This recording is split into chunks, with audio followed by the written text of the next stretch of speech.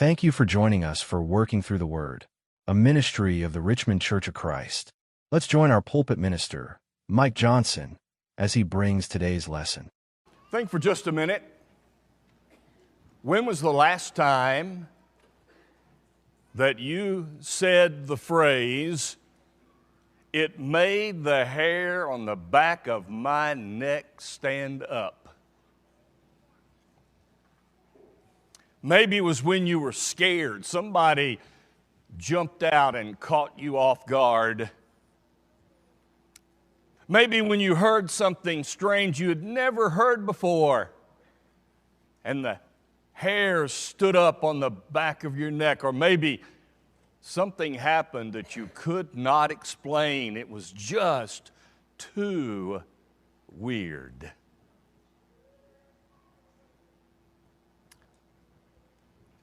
I was in a class in an auditorium like this, not this one, many years ago. And a man stood up in front of the group and he said, "I'm going to tell you what it means for a wife to be submissive to a husband." And the hair stood up on the back of my neck. And everybody felt the same. Because you know what? Whenever you bring up the word submission, everybody gets nervous. But can you imagine submission without complaint? We're going to think about that today. Let's read this passage together.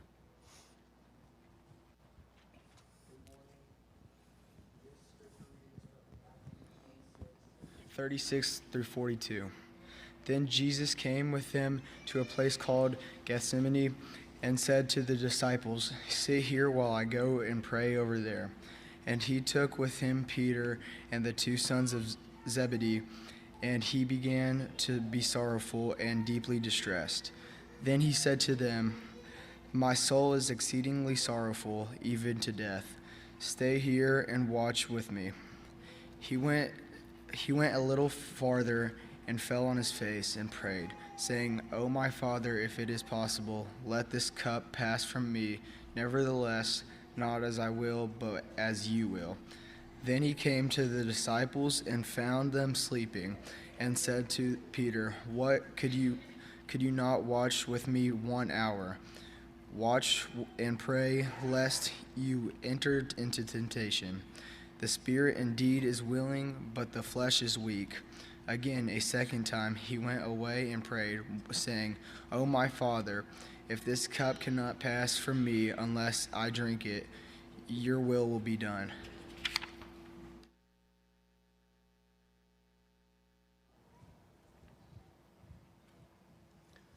The subject of submission makes people nervous, even mad, because we value our free will. We value the idea that I can decide for myself what I want to do. We value the opportunity to make choices that fit us the way we want them to be. And so because we value that so highly, whenever we talk about submission, it automatically sounds like we are opposing free will. But free will is not opposed to submission. Free will is a part of the creation, and so is submission. God said, "Let us make man in our image and after our likeness." And God created people, everything and people. And then He in that creation, He gave them free will. Animals don't operate by free will, but humans do. And therefore, that gift of free will comes from God, and He wants us to appreciate that. But free will does not mean there is no submission. Notice what God said immediately after He said, "Let us make mankind." He said, "Let them have dominion over all the birds of the air and the fish of the sea and the beasts of the field." God said to Adam, "Go and take dominion. Exercise your authority. Take control." Free will understands this. In submission, there are instructive commands. God gave free will, but then He said, "Do this." He told them, "You must take charge. You must have dominion." So free will and submission are not opposed to each other. Furthermore, God said, "I have given you every tree in this garden, and I've given you the herbs of the field as your food." Free will understands that submission includes permissive commands. In other words, here they are open to you. God wasn't saying, "Now go eat." He's saying, pick what you want to eat. Look whatever is available to you. So go right ahead. No problem at all. Free will and submission go together. But notice this. Free will understands that submission also has restrictive commands. If you eat of the tree of the knowledge of good and evil, you will die. You have free will. They had free will to eat, but there was a restriction. You can eat if you want, but you're going to die. Submission has the restriction of verse 24. "Therefore a man shall leave his father and mother and be joined to his wife, and the two of them shall become one flesh." Free will is guided in that case by submission to God, who said, "Man and a woman get married. No others can marry. No more can marry than one of each." But there's free will with that restriction. We don't understand free will. And we don't understand submission if we think that they are antagonistic to each other. The truth is, God made both and they go together well. But here's the problem. The problem is we don't want to submit. There are times that we act like a child and we fold our arms and say, "Don't tell me what to do." The children of Israel, God brought them out of Egypt, brought them to a land, and He said, "I've already given it to you. Now go and take it." And in effect, they said, "Don't you tell us what to do." And they refused to go in. And they were punished for it. In 1 Samuel 15, God said to Saul, I want you to go over there and I want you to wreak havoc on the Amalekites. You know why? Because they have bothered God's people and it's time for them to be punished. And I want you to go over there and I want you to destroy everything. Kill everybody, kill all the animals, get rid of them. And Saul went over there and he saved the best of the animals as a sacrifice, theoretically. He saved the king and didn't kill him. In effect, Saul was saying, don't you tell me what to do. When Solomon wrote Ecclesiastes chapter 1, verse 17, he said, I sought out how I could retain my wisdom while pursuing the desires of my heart. How can I be wise and still carouse, party, and enjoy all of these things in excess? Solomon said, God's not going to tell me what to do. I'll do it my way. That's why we have a problem with submission. Tonight we're going to notice that Paul in Romans 7 had the same problem. And he addressed it when he said, the things I want to do, I don't do. And the things that I don't want to do, that's what I keep doing. And we might even say the question, why can't I submit? And we'll answer that tonight. But for right now, let's understand submission. Let's understand what it means to submit. So that wherever I find the word, whatever situation I am in, whatever relationship is called for, I need to understand what it means so I can do it well. I invite you to walk with me through the book of Matthew for just a minute. And I want to start in Matthew chapter 20, and I want you to notice something. Matthew 20 is the beginning of the last week or so, maybe 2 weeks, of Jesus' life on earth.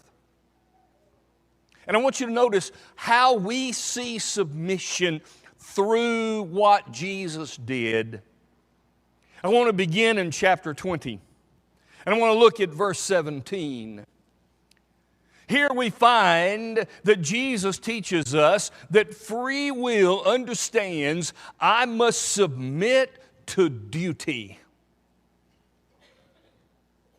Jesus, going up to Jerusalem, took the 12 disciples aside on the road and said to them, Behold, we're going up to Jerusalem, and the Son of Man will be betrayed by the chief priests and the scribes, and they will condemn him to death, and hand him over to the Gentiles to mock and to scourge and to crucify, and the third day he will rise again. Jesus had a duty, and his eyes were set on that duty. His mind was conformed to that duty, and he understood, even in his free will, he needed to submit to the duty at hand. Every one of us has responsibility and duties to perform. And it is not an abrogation of our free will when we submit to that duty. In fact, it is the supreme version of free will when I say, whatever is my duty to do, that I will do. Look at Matthew 21, verses 23 through 27. Jesus came into the temple and the leaders of the people said, okay, tell us something. By what authority are you doing these things? Who gave you this authority? And Jesus said, I'll tell you what, I'll do this for you. I'll ask you a question. You tell me by what authority you do these things, and I will tell you mine. And they thought, oh my, what's going on here? Where do you think this came from? Where do you think the baptism of John came from? Heaven or earth? They couldn't answer it. They knew they were in a quandary. If they say it came from heaven, he would say, well, then why don't you do it? If they say it came from earth, they said, oh, the people will uproar because they love John the Baptizer. They didn't have an answer. And they said, we're not going to tell you. And he said, fine, I'm not going to tell you why I do what I do. Here's what he was saying. Free will submits to proper authority. Free will submits to proper authority. Jesus was not under the authority of the religious leaders of the Jews over his Father in heaven. Your free will must submit to whatever proper authorities there are in your life. Government, employers, parents, leaders. Free will says, I will submit. Matthew 26. In the passage read for us, we find these further things.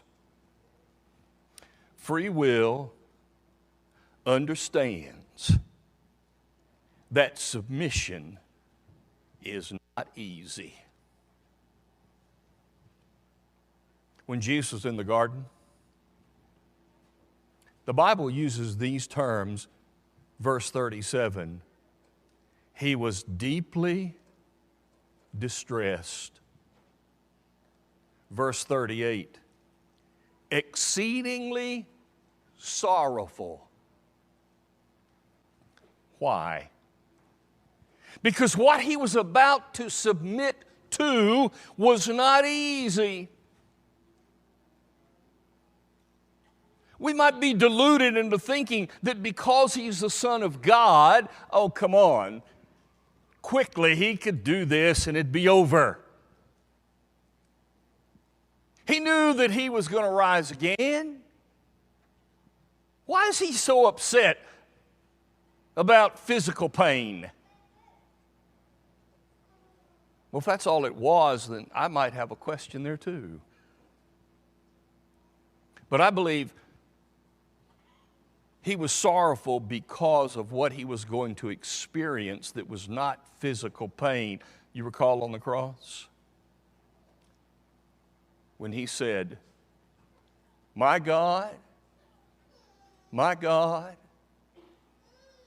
why have you forsaken me?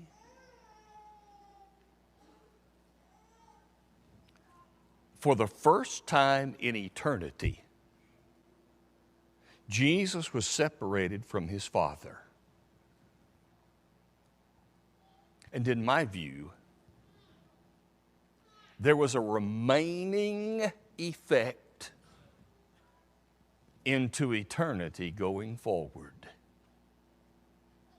It was not easy. Free will says, submission doesn't mean, or does mean, I'd like something else. Verse 39, if it is possible, let this cup pass from me. Just because I submit doesn't mean that I don't want something else instead of that. Jesus did. Yes, his free will was, I'm going to do this, but he wanted something else. There was a part of him that said, can't we try something different? Can't we go a different way? When you and I are called to submit, it very often would be the case that I would rather not. I'd rather do it a different way. I'd rather find a different path. But free will says, I'd rather something different, but I'll do it. Free will says at the end of verse 39, submission and free will knows that sometimes in submission I have to dismiss my will and set it aside. Not as I will, Jesus said, but as you will. I may have to set aside my will.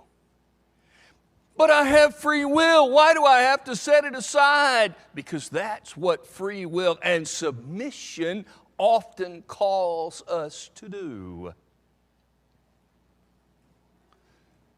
Maybe Jesus had a will in his mind and his humanity that was a little different. But he set it aside. Wow.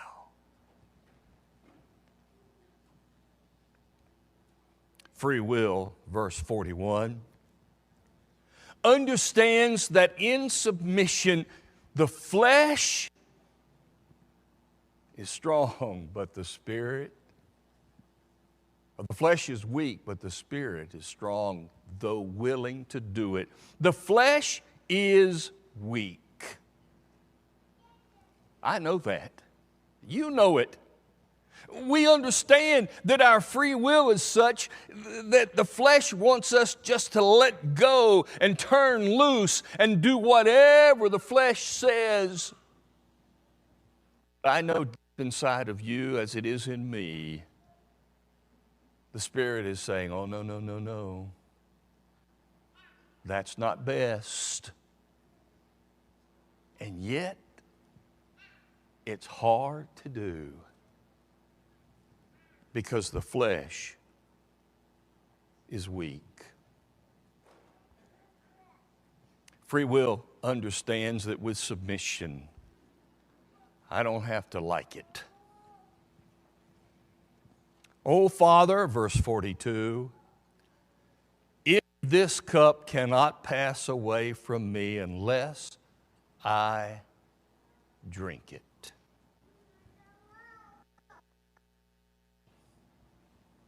He didn't like it.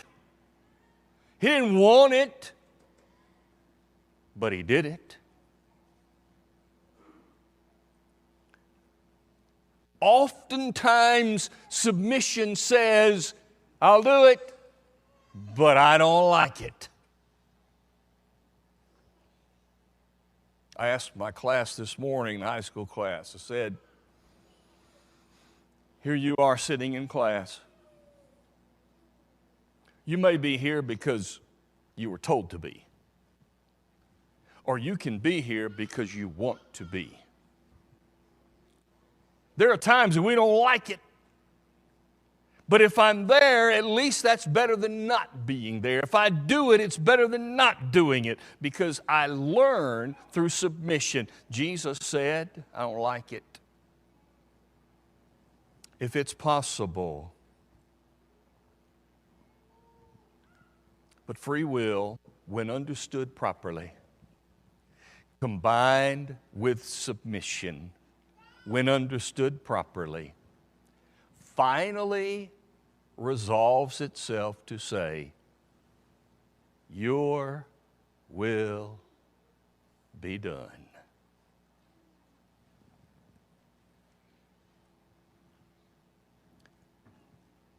God calls us to a life of submission. There's not a person in this room, online, or anywhere else who lives free of submission. But we're not all called to submit in exactly the same way, depending on relationships, depending on situations. But everyone is called to submission.